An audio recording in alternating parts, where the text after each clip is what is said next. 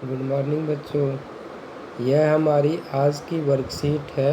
Worksheet number है 7 और इसकी डेट हमारी है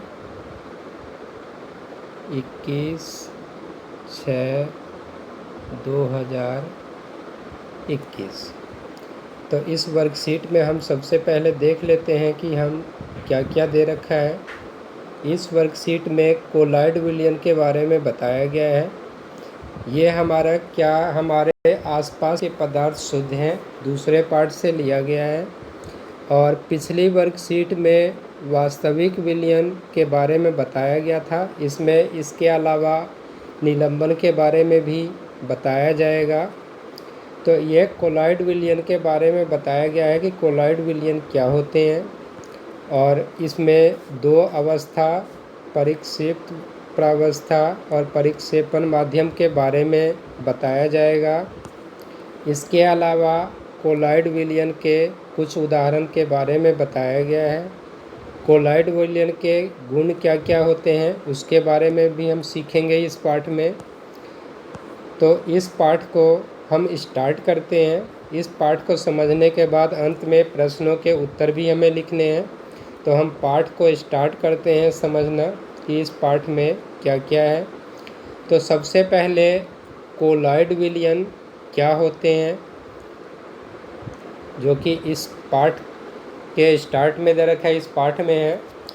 तो कोलॉइड विलयन ऐसे विलयन होते हैं जिसमें जो कण होते हैं जिनको दूसरे माध्यम में घोला जाता है, उनके कणों का आकार बहुत ही छोटा होता है, लेकिन वास्तविक विलयन के मुकाबले थोड़ा सा बड़ा होता है और निलंबन के कणों से छोटा होता है।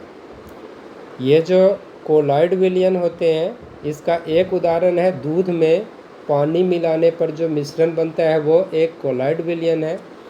क्योंकि वो जो विलयन होता है वो हमें देखने में वास्तविक विलयन की तरह लगता है। वास्तविक विलयन का मतलब ये है कि अगर उस विलयन को हम देखें तो हमें उसमें माध्यम के कण नज़र नहीं आते। माध्यम के कण का मतलब यहाँ पे जो कोई भी विलयन होता है उसके दो पार्ट होते हैं, जैसे कि यहाँ पे बताया गया है। एक होता है परिक्षेप प्रावस्था जिसे मिलाया जाता है, और दूसरा होता है परिक्षेपण माध्यम जिसमें मिलाया जाए। परिक्षिप्त प्रावस्था को इंग्लिश में सॉल्यूट कहा जाता है और परिक्षेपण माध्यम को इंग्लिश में सॉल्वेंट कहा जाता है। जैसे दूध और पानी का अगर मिश्रण है तो इसमें दूध में उपस्थित प्रोटीन और वसा के कण जो होते हैं वो परिक्षिप्त प्रावस्था, और जो पानी है उसको परिक्षेपण माध्यम कहा जाता है। तो इस तरह से किसी भी विलयन के दो भाग होते हैं, और कोलॉइड विलयन में अगर हम उसको देखेंगे तो उसमें परिक्षेप प्रावस्था जो है वो हमें नज़र अलग से नहीं आता। जैसे कि अगर हम नमक और पानी का विलयन लेते हैं तो उसमें हमें कण जो है वो नज़र नहीं आते, जबकि अगर हम पानी में रेत को घोलेंगे तो वो एक निलंबन है और उसमें हमें कण अलग से नज़र आते हैं, यानी परिक्षेप प्रावस्था हम आसानी से देख सकते हैं। कोलॉइड विलयन में ऐसा नहीं होता। उसमें हमें परिक्षेप प्रावस्था यानी जो सॉल्यूट होते हैं वो हमें पूरी तरह से दिखाई नहीं देते हैं, लेकिन ये वास्तविक विलयन की तरह जो है ये बिल्कुल साफ भी नहीं होते। इसमें हमें ये पता चलता है कि कोई चीज़ मिलाई गई है। तो ये यहाँ पे उदाहरण के तौर पे इन्होंने दिखा रखा है। ये जो पानी है परिक्षेपण माध्यम है यानी सॉल्वेंट है, और प्रोटीन और वसा के कण जो है ये हमारा परिक्षेप प्रावस्था के रूप में है। अब कोलॉइड विलयन के गुण क्या क्या होते हैं। तो कोलॉइड विलयन यह एक विषमांगी मिश्रण है और स्थायी मिश्रण होता है। स्थायी मिश्रण का अर्थ यह होता है कि इस मिश्रण को अगर हम कितनी भी देर के लिए बिना हिलाए डुलाए रख दें तो भी हमें इसमें जो परिक्षिप्त प्रावस्था है यानी कि जो सॉल्यूट होते हैं वो नीचे बैठे हुए दिखाई नहीं देंगे, वो जो सॉल्वेंट से अलग हमें दिखाई नहीं देते, वो कितनी भी देर हम रख दें वो हमें उसी रूप में दिखाई देते हैं। तो इसलिए ये एक विषमांगी मिश्रण है और साथ में स्थायी है। इसके कणों को केवल आँखों से नहीं देखा जा सकता, और इसके कणों का क्योंकि हम आँखों से नहीं देख सकते, इसीलिए ये हमें वास्तविक विलयन की तरह नज़र आते हैं। लेकिन यह कण आसानी से प्रकाश की किरण को क्योंकि फैला देते हैं, जिससे मिश्रण में जो प्रकाश का मार्ग या पथ होता है वो आसानी से दिखाई देता है। इस प्रभाव को टिंडल प्रभाव कहा जाता है, और ये जो है वास्तविक विलयन में नज़र नहीं आता।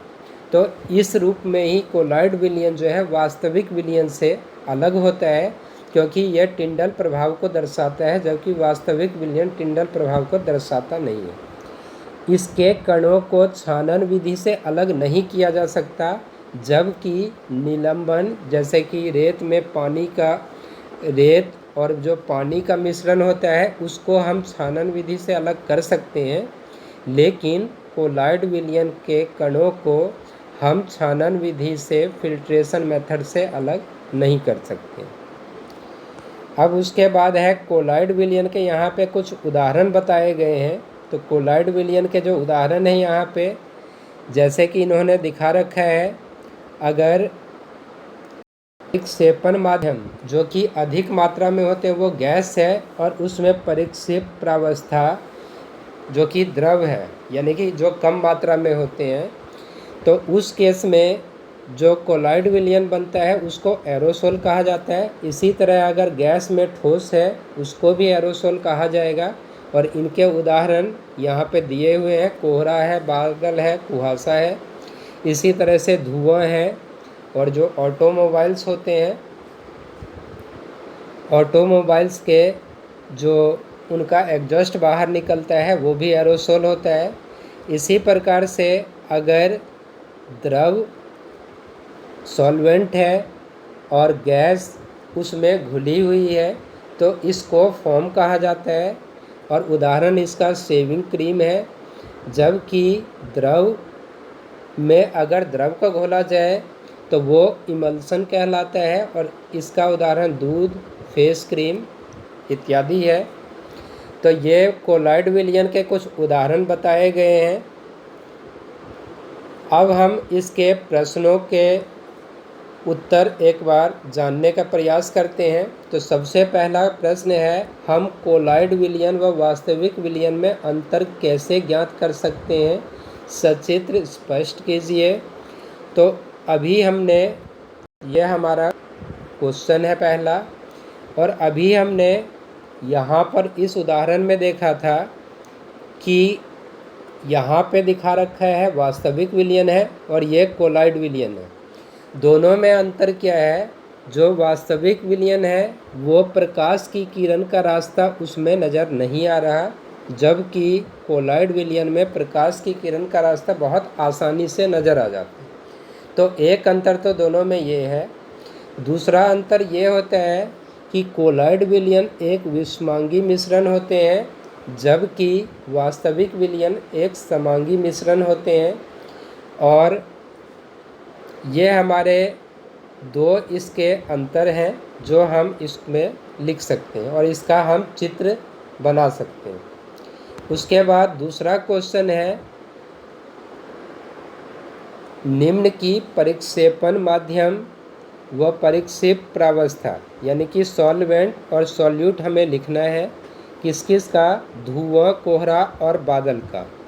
तो ऊपर हमारा उदाहरण में इसका उत्तर दे रखा है। कोहरा और बादल के केस में जो हमारा सॉल्वेंट और सॉल्यूट दोनों दिया हुआ है, यहाँ पे हमें दे रखा है। गैस हमारा जो है सॉल्वेंट है, जबकि द्रव हमारा सॉल्यूट है। इसी तरह से इस केस में भी गैस, सॉल्वेंट यानी परिक्षेपण माध्यम, और ये हमारा सॉल्यूट है ठोस। तो इस तरह से हम इसके सहायता से इसका उत्तर लिख सकते हैं। इसके बाद है प्रश्न 3। प्रश्न 3 है कोलॉइड विलयन समांगी प्रतीत होता है पर वह विषमांगी होता है, स्पष्ट करें। तो कोलॉइड विलयन समांगी इसलिए प्रतीत होता है क्योंकि उसमें हम माध्यम के कणों का मतलब यह है कि जो परिक्षिप्त प्रावस्था है यानी कि जो सॉल्यूट होता है उसके कणों को हम देख नहीं सकते हैं, लेकिन फिर इस वजह से ये समांगी प्रतीत होता है। लेकिन ये विषमांगी मिश्रण होता है क्योंकि इसके माध्यम के जो इसका जो परिक्षिप्त प्रावस्था यानी कि जो सॉल्यूट होता है उसके कण इतने बड़े होते हैं कि ये प्रकाश के किरण को आसानी से फैला देते हैं और उसका रास्ता हमें नज़र आने लगता है। तो ये इसका उत्तर हो गया। उसके बाद है प्रश्न नंबर 4। निम्न में से कोलॉइड विलयन छांटिए।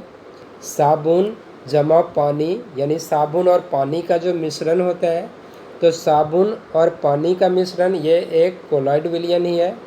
नमक प्लस पानी, तो नमक और पानी का जो विलयन होता है ये हमारा वास्तविक विलयन होता है, जबकि रेत प्लस पानी जो है ये हमारा एक निलंबन यानी सस्पेंशन होता है, जबकि कोहरा एक कोलॉइड विलयन है। यानी साबुन प्लस पानी और कोहरा ये दोनों कोलॉइड विलयन है, जबकि बाकी जो दो हैं उसमें एक निलंबन है और एक वास्तविक विलयन।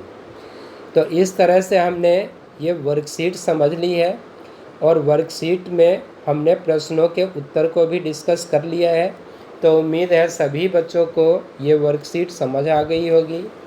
तो इस वर्कशीट को दोबारा से रिवाइज़ कर लें और समय पे इसके प्रश्नों के उत्तर लिखकर भेज दें ताकि बच्चों की वर्कशीट चेक की जा सके और उसका रिकॉर्ड रखा जा सके। Thank you.